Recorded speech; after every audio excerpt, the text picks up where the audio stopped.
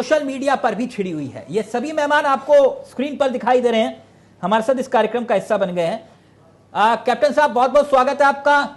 मुन्ना ओझा जी आपका भी बहुत बहुत स्वागत है। सर्वेश त्रिपाठी जी समाजवादी पार्टी का चेहरा है, आपका भी बहुत बहुत स्वागत है। कंचन जी आपका भी बहुत बहुत स्वागत है। तो कैप्टन साहब मैं चर्चा की शुरुआत आपके साथ करना चाहूंगा, इजाजत है? कैप्टन साहब, निशिकांत दुबे जो बात कह रहे हैं आपने सुन ली जो मैंने आपको बताया? जी, तो मैं वहीं से शुरू करता हूं। ये उपराष्ट्रपति के बाद निशिकांत दुबे जो ये कह रहे हैं कि अगर कानून बनाना सुप्रीम कोर्ट का काम है तो फिर संसद को बंद कर देना चाहिए। ये बार बार सुप्रीम कोर्ट को धमकी क्यों दी जा रही है सर? देखिए तिलक जी, सुप्रीम कोर्ट का काम नहीं है कानून बनाना। कानून बनाना है सांसद का काम का है। सदन में बनते हैं कानून, सुप्रीम कोर्ट में नहीं बनते। ठीक, सुप्रीम कोर्ट उस जो सदन से कानून पारित होकर निकलता है, हाँ। राष्ट्रपति के साइन होने के बाद उसको वो जो है ना उसको अप्लाई कराते हैं, उसके ऊपर वो चलते हैं कि वो कैसे उसको जो है ना आम जनता के बीच उस कानून को चलाया जाएगा, कैसे लागू किया जाएगा। ठीक, ना कि सुप्रीम कोर्ट का काम है कि कानून ही अपनी तरफ से वो ठोकरे लग जाए। तो फिर बिल्कुल सही बात है, फिर सांसद का क्या काम है? सदन का कोई काम ही नहीं है। कैप्टन साहब, जब कानून ही सुप्रीम कोर्ट बना लेगा, हाँ। फैसले भी सुप्रीम कोर्ट दे देगा, तो सदन का कोई काम ही नहीं बचा। कैप्टन साहब, सदन तो फिर बंद। कैप्टन साहब, क्योंकि आप बहुत बुद्धिजीवी चेहरे हैं, इसलिए मैं आपसे यही सवाल का जवाब जानना चाह रहा था।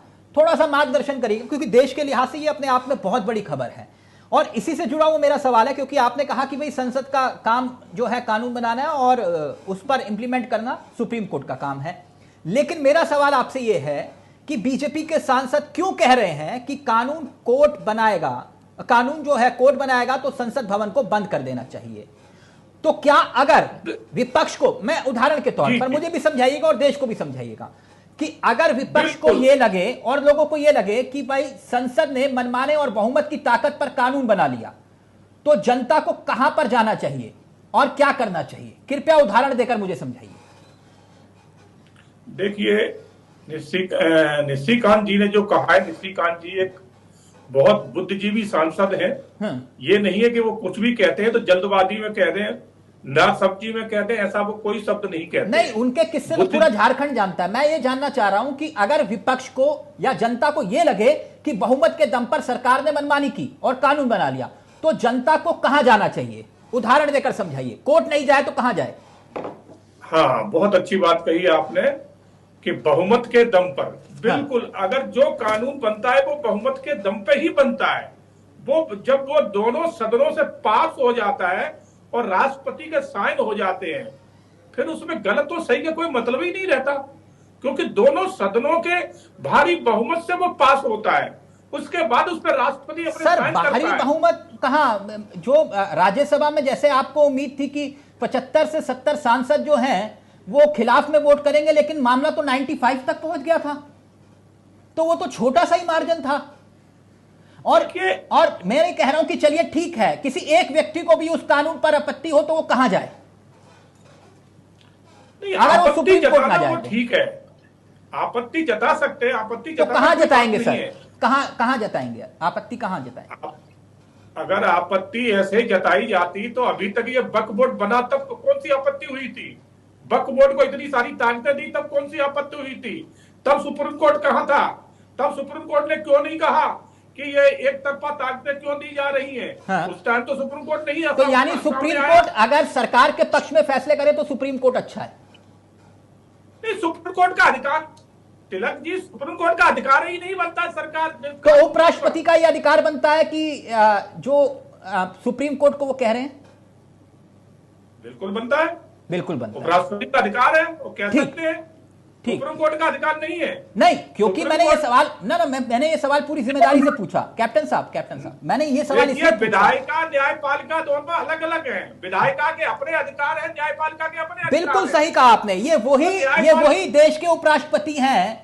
मेरे देश की जनता को ये याद होना चाहिए, ये वही जगदीप धनखड़ जी हैं जिन्हें दिसंबर के महीने में विपक्ष के 60 सांसदों ने इनके खिलाफ अविश्वास प्रस्ताव लेकर आए थे और आरोप था कि विपक्ष को बहुत टोकते हैं, असहमतियों का मजाक उड़ाते हैं, विशेषाधिकार हनन के नोटिस का बेजा इस्तेमाल करते हैं।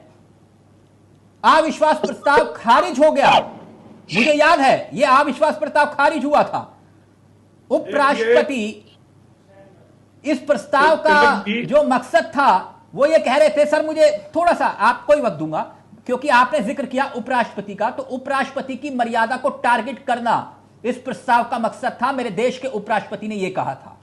मगर मेरा सवाल यहीं पर ही है कि उपराष्ट्रपति जगदीप धनखड़ जी सुप्रीम कोर्ट को टारगेट कर रहे हैं, तो क्या उसकी मर्यादा बढ़ रही है? तब उनके पद की मर्यादा को तार तार करने की बात आ रही थी जब उनके खिलाफ प्रस्ताव लेकर आया था विपक्ष। तो आज वो बयान देकर क्या साबित कर रहे हैं कि इससे सुप्रीम कोर्ट की मर्यादा बढ़ेगी या उनके पद की मर्यादा बढ़ेगी? वो किसकी गरिमा को बढ़ाने के जिक्र कर रहे हैं? Please sir. मैं आपको एक बहुत अच्छी बात बता दूं तिलक जी, सरकार जरूर बदली है, सिस्टम वही पुराना घिसा पिटा बैठा है आज भी। तो सुप्रीम कोर्ट में जो जज साहिबा आ रहे हैं वो किसके द्वारा चुने जाते हैं? कोई नहीं चुनता उन्हें। वो तो कॉलेजियम के माध्यम आ रहे हैं और जो अपनी मर्जी से आ रहे हैं कि जिसका बाप जज था बेटा भी जज बनेगा।